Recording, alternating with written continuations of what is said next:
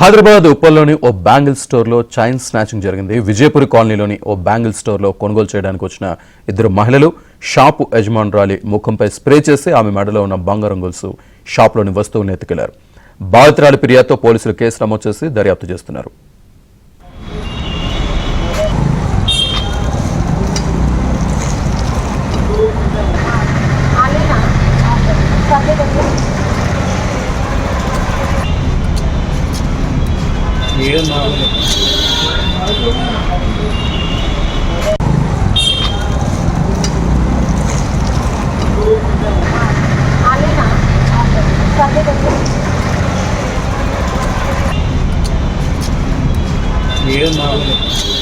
నా పేరు సంధ్య, మాది విజయపూర్ కాలనీ.